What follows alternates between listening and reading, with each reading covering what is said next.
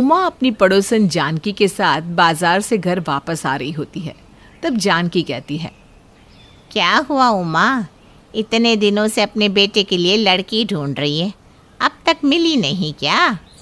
अरे लड़कियां तो बहुत सारी मिली है, लेकिन मैं ऐसे कैसे अपने बेटे की शादी किसी भी लड़की से कर दूं? कोई अच्छी लड़की तो मिलनी चाहिए ना शादी करने के लिए भी। अरे अच्छी लड़कियां तो तुझे बहुत मिली है, लेकिन तू भी कम नहीं है। हर किसी में कोई ना कोई कमी निकाल ही देती है तू। अब क्या तेरे लिए बहू हूर की परी आएगी? अरे नहीं नहीं, मुझे हूर की परी जैसी बहू नहीं चाहिए, मुझे तो धरती की बहू ही चलेगी। जिस तरह से तू हर लड़की को मना कर रही है ना, उसे देखकर तो लग रहा है जैसे तुझे हूर की परी जैसी बहू चाहिए। देख ले, कहीं ऐसा ना हो कि तेरे बेटे की उम्र ही निकल जाए। अरे ऐसा कैसे उम्र निकल जाएगी? मैं तो अपने बेटे के लिए 36 गुण वाली बहू लाऊंगी, जिसके पूरे 36 के 36 गुण मिले, तभी शादी के लिए हाँ करूंगी। बस फिर तो हो ही गई तेरे बेटे की शादी। जानकी और उमा दोनों बात कर ही रहे होते हैं, तभी वहाँ पंडित जी आते हैं और उमा से कहते हैं, अरे उमा बहन, मैं कब से आपका इंतज़ार कर रहा हूँ। घर भी गया था लेकिन आप वहाँ भी नहीं थी। हाँ हाँ बताइए पंडित जी, आप किस लिए मुझे ढूंढ रहे हो? अगर इस बार भी पहले की तरह ही लड़कियों के रिश्ते लाए हो ना तो मुझे मत बताना, क्योंकि मैं तो अपने बेटे की शादी उसी लड़की से करूँगी जिसके पूरे 36 के 36 गुण मिले। अरे बहन जी, समझ लीजिए कि भगवान ने आपकी सुन ली है। क्या मतलब है आपका पंडित जी? 36 गुण वाली लड़की मिल गई है और सारी बात तय हो गई है। बस आप एक बार लड़की और उसके परिवार से मिल लीजिए, फिर शादी की बात आगे बढ़ाते हैं। अब तो उमा के घर बहू आ ही जाएगी। क्यों उमा, अब तो कोई कमी निकाल कर लड़की को मना नहीं करेगी ना? अरे अब तो मैं चट मंगनी पट ब्याह करूँगी। पंडित जी आपके मुंह में दही शक्कर, बस ये रिश्ता तय हो जाए, फिर तो मैं अपने बेटे की ऐसी शादी करूँगी कि लोग भी देखते रह जाएंगे। उमा पंडित जी की बात सुनकर बहुत ज़्यादा खुश हो जाती है और कुछ ही दिनों बाद शादी के लिए लड़की देखने चली जाती है। उमा को लड़की बहुत ही अच्छी लगती है और वो कुछ ही दिनों के अंदर अपने बेटे की शादी प्राची नाम की लड़की से करवा देती है।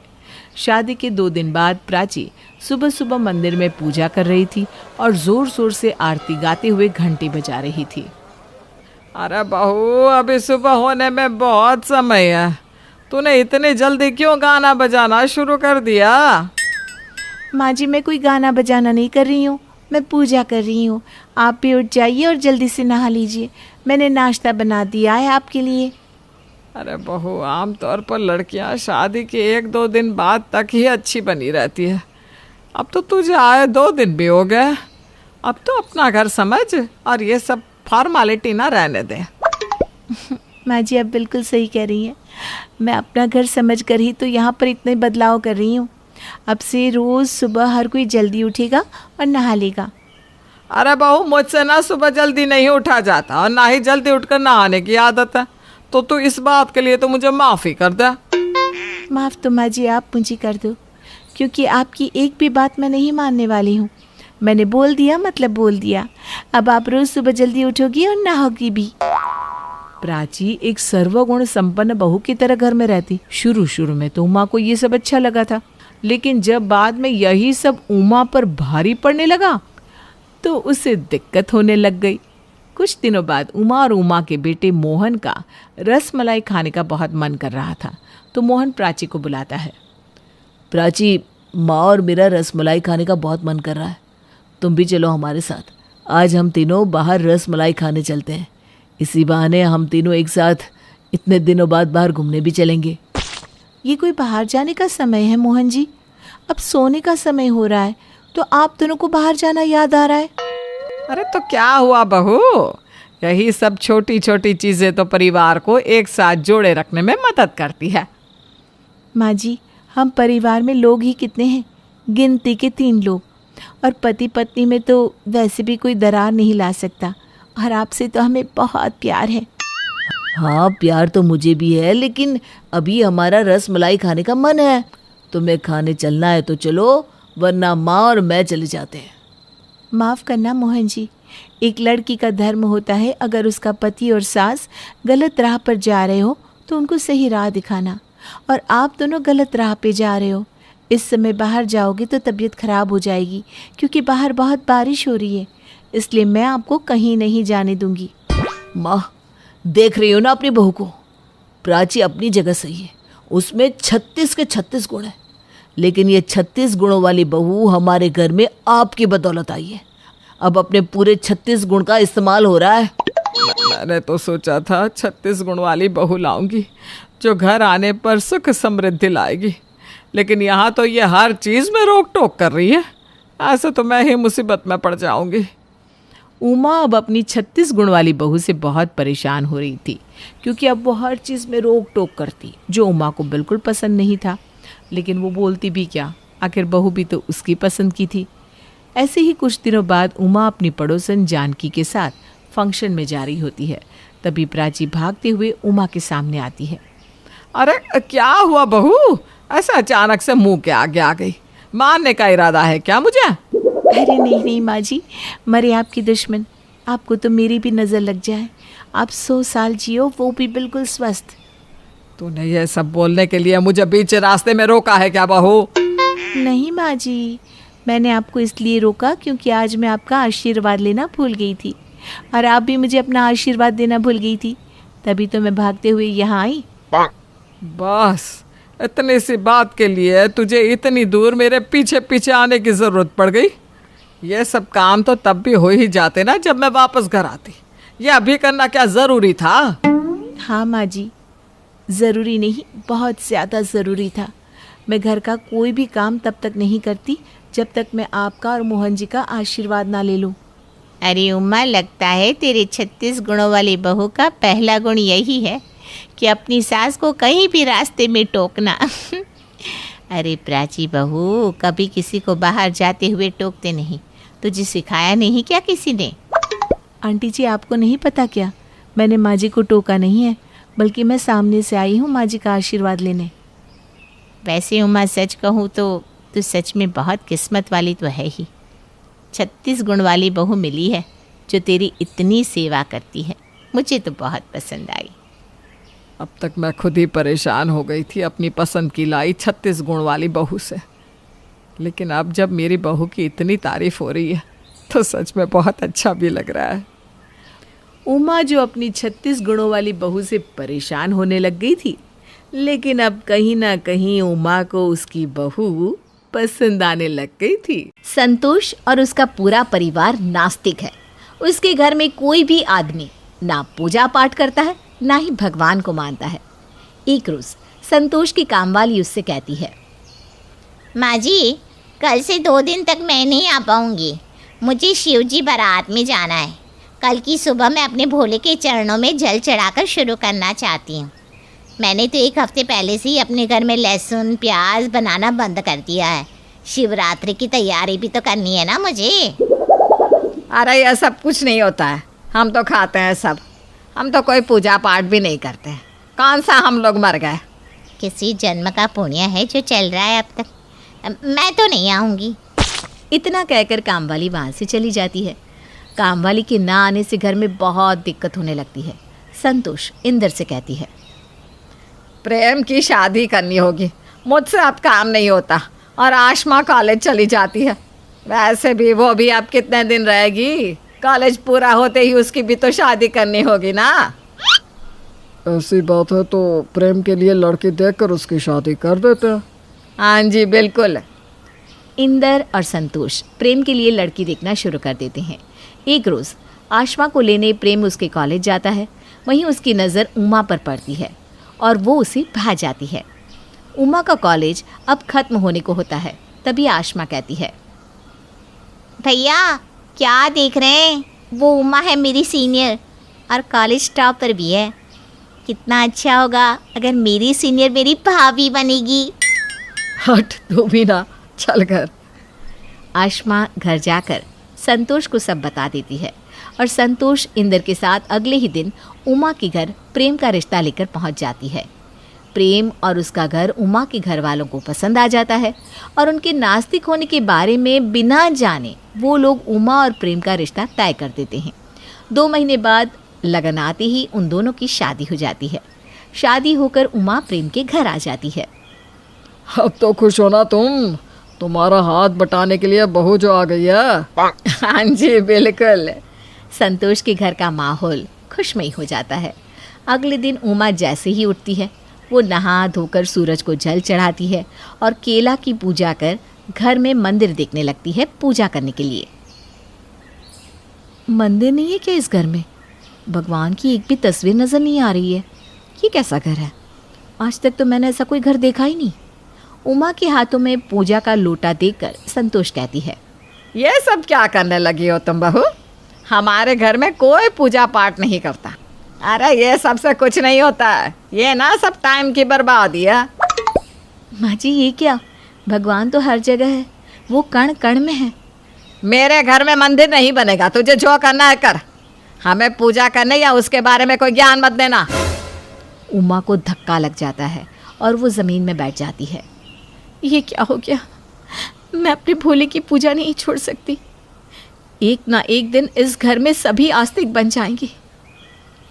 उमा किसी से कुछ नहीं कहती और पूजा की थाली सजाकर अपने घर के सामने शिव मंदिर में पूजा करने चली जाती है। तुम ही अब सब ठीक करोगे भोले। मेरे परिवार की रक्षा करना, इन लोगों को सद्बुद्धि देना। पूजा करके जैसे ही उमा घर लौटती है प्रेम उसे देख लेता है और कहता है, ये सब क्या है उमा? सबसे पहले सुबह सुबह तुम मंदिर चली गई। ये सब मुझे ज़रा भी पसंद नहीं है। मैं भगवान को नहीं मानता। तुम्हें भी पूजा करने की ज़रूरत नहीं है। इन सब वहम से जितना दूर रहोगी उतना अच्छा है। सुबह सुबह मेरा मूड ख़राब कर दिया तुमने। प्रेम उमा को सुनाकर चला जाता है। आशमा उमा से कहती है, भाभी, मेरी प्यारी भाभी, आपको इतना अच्छा परिवार मिला है, इतना प्यार करने वाला पति मिला है। इन सबको एंजॉय करो ना। इस पूजा पाठ के चक्कर में पड़कर खुद का नुकसान क्यों कर रही हो? इस पूजा पाठ ने ही मुझे तुम्हारे भैया से मिलवाया। मैंने 16 सोमवार बहुत मन से किए थे। उसी के आशीर्वाद के रूप में भोले बाबा ने मुझे तुम्हारे भैया को पति के रूप में दिया। सच में ऐसा होता है क्या भाभी? जो चाहो वो मिल जाता है क्या? हाँ बिल्कुल। तुम एक बार मेरे भोले में आस्था रखकर तो देखो, तुम्हें भी तुम्हारा मन चाहा वर मिल जाएगा। उमा की बातें सुनकर आशमा के मन में भी आस्था जाग उठती है। प्रेम के डर से उमा सुबह 5 बजे ही नहा धोकर शिव मंदिर के लिए निकल जाती है और दिन भर ओम नमः शिवाय के जाप करती रहती है। दिन बीतने लगते हैं। सब कुछ अच्छा चल रहा था। एक रोज़ आशमा उमा से कहती है, भाभी, मैं भी ना 16 सोमवार करना चाहती हूँ। मुझे शिव जी मेरे पसंद का वर देंगे ना? हाँ हाँ बिल्कुल, कल ही सोमवार है। तुम सुबह मेरे साथ मंदिर चलना, मैं पूजा की सारी तैयारी कर लूँगी। थैंक यू भाभी। अगले दिन उमा सारी तैयारी कर लेती है और आशमा भी उमा के साथ शिव मंदिर जाकर पूजा करती है और पूरे दिन व्रत करती है। आशमा के घर में सबको जब ये बात पता लगती है कि आशमा ने व्रत रखा है तो वो लोग उमा पर भड़क जाते हैं। मेरी बेटी को भी तुमने इन आडंबरों के झांसे में फंसा दिया। तुम्हें कहा था ना कि हम लोगों को इन सब से दूर रखो। देखो, अगर ज़्यादा तुमने ऐसा कुछ किया ना तो तुम्हारे भी पूजा पाठ बंद करवा दूंगी मैं। तभी वहाँ आशमा आकर कहती है, भाभी ने कुछ नहीं किया, मैंने अपने मन से ही 16 सोमवार का व्रत किया है। उमा के घर का माहौल अब खराब हो जाता है। इसी तरह दिन बीतने लगते हैं और जैसे ही आशमा का 16 सोमवार का व्रत पूरा होने को होता है, माधव का रिश्ता आशमा के घर चलकर आ जाता है। माधव वही लड़का होता है जिसको आशमा मन ही मन चाहती थी। भाभी सच ही कहती है, भोले बाबा सबकी सुनते हैं।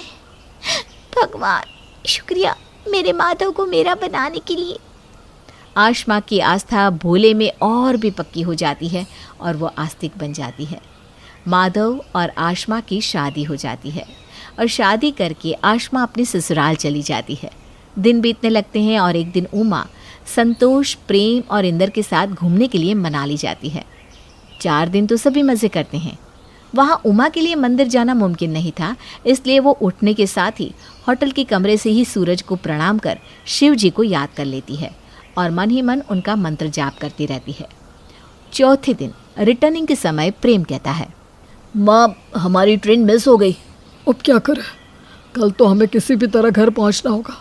आसमा और माधव जी पहली बार घर आने वाले हैं। ठीक है, तो फिर मैं गाड़ी बुक करता हूँ, उसी से चलते हैं। ये बर्फीले और पहाड़ी रास्ते से कार से जाना खतरे से खाली नहीं है। अरे कुछ नहीं होगा, आप लोग चलने की तैयारी कीजिए। प्रेम गाड़ी बुक करता है और चारों गाड़ी में बैठकर अपने घर के लिए निकल जाते हैं। उमा निरंतर ओम नमः शिवाय का जाप करती जाती है। मेरे परिवार की रक्षा करना भोलेनाथ, हमें सुरक्षित घर पहुंचा देना। गाड़ी में प्रेम अंग्रेजी गाने बजाता रहता है और अचानक तेज आंधी और तूफान चलने के कारण ड्राइवर को दिखाई नहीं देता और गाड़ी खाई की ओर आधी लटक जाती है। सभी मदद के लिए चिल्लाने लगते हैं, कोई है, हमारी मदद करो, हेल्प हेल्प, बचाओ बचाओ। सभी गाड़ी का दरवाज़ा ज़ोर ज़ोर से बजाने लगते हैं। तभी उमा दोनों हाथ जोड़े शिव जी को पुकारने लगती है, हमारी रक्षा करो, ये मेरी नहीं तुम्हारी इम्तिहान की घड़ी है भोले। इतने में ही वो देखते हैं कि कोई आदमी वहाँ पर आता है और उनकी गाड़ी को खाई से खींचकर ऊपर कर देता है। जैसे ही सभी उस आदमी का धन्यवाद करने को गाड़ी से निकलते हैं तो आदमी गायब हो जाता है। उमा की आंखों में आंसू भर आते हैं और वो कहती है, भोले खुद आए थे हमें बचाने, अब तो आप लोगों को भगवान पर विश्वास हो गया ना। सभी की आंखों में पानी भर आता है और वो हर हर महादेव का जयकारा लगाकर घर की ओर निकल जाते हैं। घर पहुंचने के साथ ही संतोष कहती है, अभी शिवलिंग लेकर आ, मेरे घर में विराजमान करेंगे हम। आज भोले की कृपा से ही बचे हैं हम। आज से मेरा पूरा परिवार भोले के शरण में आ गया है। नहा धोकर उमा और संतोष मंदिर सजाती है और सभी मिलकर पूजा करते हैं। अब उमा का ससुराल भी आस्तिक बन जाता है। कल दोपहर पंडित जी खाने पर आएंगे, इसलिए सुबह जल्दी उठकर पूरे घर के साथ रसोई की भी अच्छे से सफाई करना। उसी के बाद खाना बनेगा और खाने में पूरे 56 भोग बनेंगे। मायरा के ससुराल में वैसे तो पति और सास के अलावा कोई नहीं होता, लेकिन अपना राज चलाने और बहू को परेशान करने के लिए सास किसी न किसी मेहमान को घर में बुलाए ही रखती। पर मायरा इन सब से कभी परेशान नहीं होती। ठीक है मम्मी जी, सारा काम हो जाएगा। और मायरा का परेशान नहीं होना सास को परेशान कर देता है। अगली सुबह मायरा घर में किसी के भी उठने से पहले सास का कहा सारा काम पूरा करके नाश्ता करने बैठ जाती हैं, जिसके बाद दोनों माँ बेटे उठकर अपने कमरे से बाहर आते हैं और मायरा को देखकर हैरान रह जाते हैं। ओ नहीं, क्या उठने में मुझे इतना लेट हो गया? अरे मर गए, बॉस बहुत डांटेगा। तुम मुझे टाइम से उठा नहीं सकती थी क्या? शांत गदाधारी भीम, इतना हल्ला क्यों काट रहे हो? अरे जैसे तुझे पता नहीं क्यों हल्ला कर रहा है। खुद तो महारानी बैठकर नाश्ता कर रही है और मेरे बेटे को उठाना भी जरूरी नहीं समझा। ऑफिस के लिए तैयार होने में टाइम था, इसलिए नहीं उठाया। मायरा की बात पर उदय गुस्से में चिल्लाते हुए घड़ी की तरफ इशारा करते हुए जैसे ही घड़ी खुद देखता है तो उसमें सुबह के 6 बजे देखकर उसकी आंखें फट जाती है और माँ बेटे अपनी आंखें मलते हुए एक बार फिर घड़ी को देखने लगते हैं। अरे अभी बस 6 बजे है और तू बैठी नाश्ता कर रही है। घर की सफाई और खाना बनाने का काम क्या तेरा भूत करेगा? मम्मी जी, पूरे घर की सफाई हो गई है, बस खाना बनाना बाकी है, वो भी टाइम पर हो जाएगा। सास को वहीं शॉक्ड खड़ा छोड़ पति दोबारा अपने कमरे में और मायरा किचन में चली जाती है। कुछ घंटों बाद पंडित जी के घर आने को बहू पर हुक्म चलाने का एक और मौका समझकर सास शुरू हो जाती है। अरे बहू, मैं तो तुझे बताना ही भूल गई कि खाने के साथ खीर भी बनानी है। ऐसा कर, अब बना ले। सास की सभी चालें और चालाकी पता होने पर भी बहू कोई विरोध किए बिना चुपचाप रसोई में चली जाती है और 15 मिनट बाद खीर लेकर बाहर आती है। मम्मी जी, ये लीजिए खीर। अरे ये कैसे हो सकता है? सिर्फ 15 मिनट में खीर बनाकर ले आई? अंदर बैठी कोई जादू कर रही है या मुझे बेवकूफ बना रही है? इसका पता तो लगाना ही पड़ेगा। जहाँ सास मायरा के खिलाफ सोच रही होती है, वहीं पंडित जी उसके हाथ का बना खाना खाकर खुशी से उसे सुहाग और ढेर सारी खुशियों का आशीर्वाद देकर चले जाते हैं। अब इसके बाद सास की बहू के पीछे जासूसी शुरू हो जाती है। इसी तरह महीने बीत जाते हैं, पर सास के हाथ कुछ नहीं लगता। एक शाम उदय हाथ में प्लास्टर लगाए ऑफिस से घर वापस आता है। अरे अरे, क्या हुआ मेरे बेटे को? अरे चोट कैसे लगी बेटा? ऑफिस में सीढ़ियों से गिर गया। डॉक्टर ने कहा है ज्यादा दिक्कत नहीं है, कुछ हफ्तों में ठीक हो जाएगा। प्लास्टर लगा है, ठीक होने में कम से कम महीना लगेगा, और मैं आपको इस तरह परेशानी और दर्द में नहीं देख सकती। मैं अभी इसे ठीक कर रही हूँ। मायरा हवा में हाथ उठाती है कि उसकी बातों से हैरान उदय बोल पड़ता है। तुम इसे कैसे ठीक कर सकती हो? और ये हवा में हाथ उठाकर क्या शक्तिमान बन रही हो? पागल तो नहीं हो गई ना? सास और पति के टोकने पर मायरा को असलियत ध्यान में आती है और वो हाथ नीचे कर चुपचाप अपने कमरे में चली जाती है, जिसे उदय तो इग्नोर कर देता है, लेकिन सास के मन में एक और शक पैदा हो जाता है। अरे पक्का इसके साथ कुछ तो गड़बड़ है, अब तो मैं इसका पता लगा कर ही मानूंगी। इसी शिद्दत के साथ सास सारे जासूसी स्किल्स का इस्तेमाल कर मायरा पर नजर रख हर वक्त उसके पीछे लगी रहती है। एक दिन जब मायरा कमरे में अकेली होती है तो उस पर नजर रखते हुए सास को राज का पता चल ही जाता है, जिसे देखते ही वो बेहोश हो जाती है और उसे होश आता है सीधा अगले दिन। चुड़ैल, चुड़ैल, अरे तेरी पत्नी चुड़ैल है, हम सबको मार देगी बेटा, मुझे बचा ले। अरे माँ, क्या बोले जा रही हो? ये मायरा है, लगता है तुम्हें किसी बात का सदमा लगा है, इसीलिए ऐसी बहकी बातें कर रही हो। अरे मुझ पर भरोसा कर, तेरी पत्नी सच में चुड़ैल है, जो जादू भी कर सकती है। अरे मैंने खुद अपनी आंखों से देखा है। सास की बातें सुन मायरा घबरा जाती है। कैसी बात कर रहे हो मम्मी जी? भला ऐसे भी कभी हो सकता है क्या? आपने ना जरूर कोई बुरा सपना देखा होगा। अरे नहीं बेटा, इसकी बात मत सुन, ये चुड़ैल है, अपनी छड़ी से जादू करती है ये। मम्मी जी, मेरे पास कोई छड़ी नहीं है। झूठ क्यों बोल रही हो मायरा? तुम्हारे पास तुम्हारे पापा की एक छड़ी तो है, जो दिखने में जादूगर की छड़ी जैसी ही लगती है। सीरियसली उदय, तुम भी शुरू हो गए? अरे वो बस एक मामूली छड़ी है जो मेरे पापा की आखिरी निशानी है। अच्छा ऐसी बात है, हम दोनों गलत है तो साबित कर। अभी उस छड़ी को बाहर निकाल और आसमान की तरफ रख कर झटका दे। मैं शर्त लगाती हूँ, अगर जादू नहीं हुआ तो दोबारा कभी तुझे कुछ नहीं कहूंगी। सास की इस बात पर मायरा सोच में पड़ जाती है। उदय भी उसे हैरानी से देखने लगता है। बहुत देर तक बार बार बोलने पर भी जब मायरा सास की बात नहीं मानती तो उसके सामने उदय और सास दोनों के सवालों की अदालत शुरू हो जाती है। मायरा देखो, अब मुझे भी कुछ गड़बड़ लग रही है।